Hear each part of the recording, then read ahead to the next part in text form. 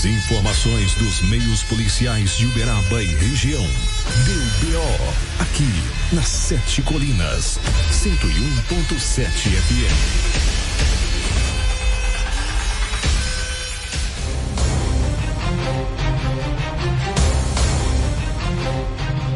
Muito bem, agora são 6h37. Temos hoje a participação da doutora Alessandra Carvalho Abraão Salum. Ela é psicóloga, traz pra gente aqui a sua participação todas as quintas-feiras, respondendo perguntas dos nossos ouvintes. Inclusive, a participação de hoje é de uma jovem adolescente que, após a separação da mãe, ela tem vários atritos com a mãe, mudou a relação das duas, que antes eram muito amigas, e ela traz aqui a informação de que a mãe arrumou um namorado, mas não deixa ela, por sua vez, também arrumar um namorado.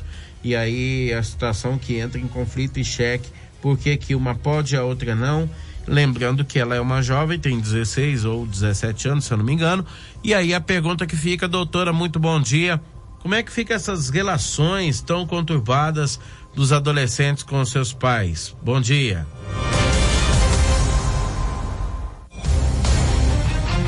Bom dia, David. Bom dia, Juliano, e para todos que estão acompanhando o programa aqui conosco. Eu fico muito feliz de ver que os ouvintes estão engajados em participar aqui, né, desse momento de psicoeducação e de orientação. E vejo que realmente as questões que nós estamos trazendo estão despertando o interesse por autoconhecimento, né? Porque a pergunta aí dessa ouvinte é uma questão muito comum, né? Muito cotidiana. Quem é que nunca teve uma desavença familiar, né? Uma dificuldade de relacionamento com pai ou mãe, né? Principalmente nessa idade da adolescência, em que é natural que haja algum nível de enfrentamento, algum nível de questionamento em relação à autoridade dos pais. Então, assim, a partir do momento que, apesar de haver um questionamento por parte do adolescente e uma manutenção de ordem, de algum nível de regras e limites por parte dos pais, mas que isso respeite, né, ambas as partes, a gente fala de um relacionamento familiar normal, apesar aí de haver algum atrito, vamos dizer assim. Mas a partir do momento que esta mãe não consegue compreender as peculiaridades, né, as necessidades emocionais da filha e não consegue apresentar uma justificativa plausível para ser contrária a esse namoro que a filha quer ter, né? E as duas começam a ter esse atrito, aí a gente já começa a falar num relacionamento que não é saudável, né? Como nós falamos semana passada, é um relacionamento tóxico. E uma das maiores bases de relacionamentos tóxicos é que uma das partes pode ter uma personalidade com traços narcisistas. O que seria isso, né?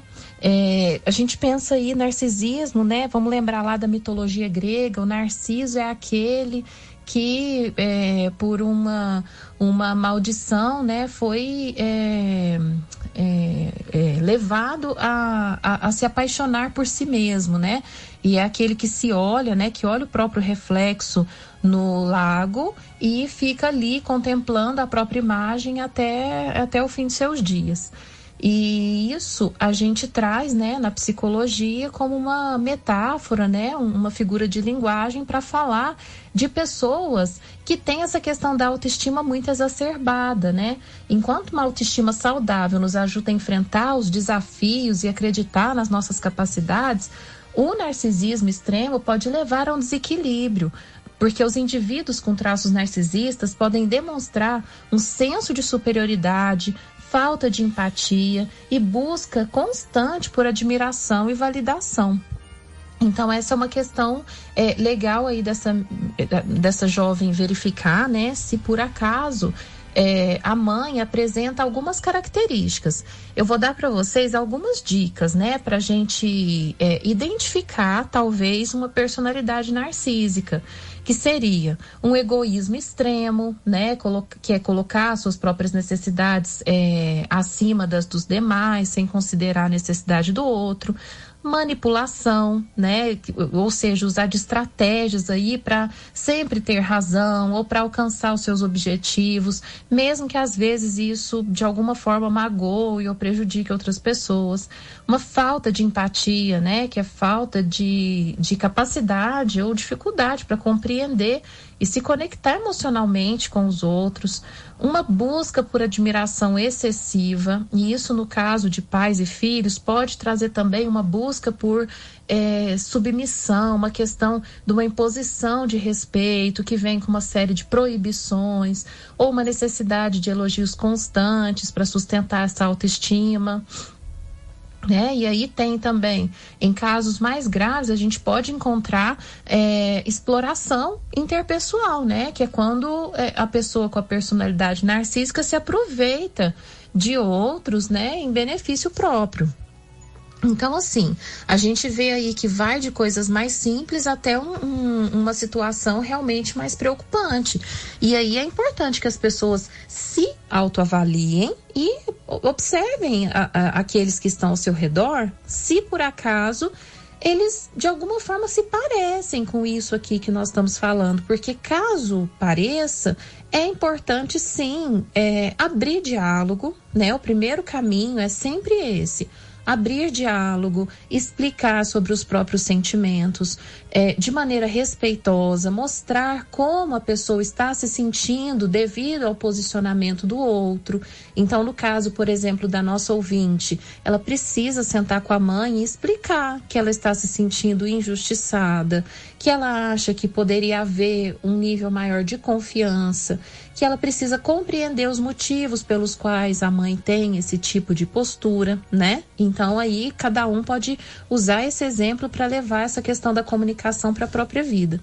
Caso não haja possibilidade de uma comunicação saudável, né? Caso vocês tentem e não consigam sozinhos, é sempre importante saber que a gente pode usar outras pessoas como mediadores para esse processo, né? Então a gente pode, lembra lá da rede de apoio que eu sempre falo? Então a gente pode, de repente, convidar pessoas da nossa confiança, da confiança de quem vive com a gente, para poder fazer essa mediação. Um vizinho, um amigo, parente, de repente o pastor lá da igreja, o médium do centro, ou mesmo um profissional de saúde, né? O psicólogo, o psiquiatra, o médico da família. Alguém que vai ajudar a conversar e mostrar que existem outras possibilidades de realidade e talvez despertar nessas pessoas novas formas de ver e de compreender esse relacionamento que elas estão estabelecendo entre elas, né? Para que possa haver um relacionamento mais produtivo, mais positivo, e que as pessoas entendam que, apesar de se estabelecer limites, todo limite precisa ter uma justificativa, todo limite precisa ter também uma proporcionalidade, porque pensa, na nossa sociedade hoje, uma menina de 16 anos que não pode namorar é complicado, né? Não estou dizendo que é para todo mundo sair aí loucamente namorando sem qualquer consequência, né? Claro. Mas assim, se a gente pensasse, por exemplo, há 50 anos atrás, uma menina de 16 anos talvez realmente não tivesse permissão de namorar, ou tivesse que haver um pedido formal à família, né? Eram outros tempos, era uma outra cultura. Na sociedade atual, a gente precisa fazer realmente a atualização dos nossos valores de relacionamentos interpessoais, porque senão a gente acaba correndo risco, né? Nós como pais corremos o risco de fazer com que os nossos filhos sejam excluídos dos grupos sociais com os quais eles convivem por conta das nossas restrições, ou corremos o risco até de danificar de alguma maneira o nosso relacionamento interpessoal com os nossos filhos por conta de um excesso de rigidez. Então fica aqui o alerta para os pais, né, para eles repensarem os próprios valores e abrirem diálogo com os filhos, explicarem os seus motivos e sabendo colocar limites respeitosos na convivência. E ficou alerta para os filhos também se abrirem para esse diálogo com os pais, né? Não partam para aquela postura da rebeldia e se fechem para a comunicação. Porque principalmente depois da pandemia, o que a gente tem recebido de muita queixa no consultório é justamente que os jovens perderam habilidades sociais, porque ficaram 2 anos aí muito trancados. Então, para os pais fica esse alerta, né? Do cuidado com os limites, e para os filhos fica o alerta para se comunicarem de maneira adaptativa, assertiva, né, de maneira respeitosa, e caso não consigam, que procurem ajuda para esse processo, tá? Essa é a orientação que eu tinha para passar por hoje. Eu espero ter ajudado e fico aguardando as perguntas de vocês para a semana que vem. Um grande abraço, bom fim de semana para todos e até mais. Obrigado mais uma vez, doutora, pela sua participação. É sempre muito importante e também muito plausível, né? A forma com que ela traz para a gente as situações que para muita gente, inclusive, pensa até não ter solução em certos casos, e aí, de uma forma tão eficaz, a doutora traz para a gente e explica tão bem como forma para buscar ajuda, para buscar realmente solucionar o problema. Que aconteça da melhor forma possível. Obrigado mais uma vez, doutora. E se você está a fim de fazer uma pergunta a ela durante o programa, você pode mandar aqui no WhatsApp da emissora, ou posterior a isso, no meu próprio WhatsApp, o 988780600.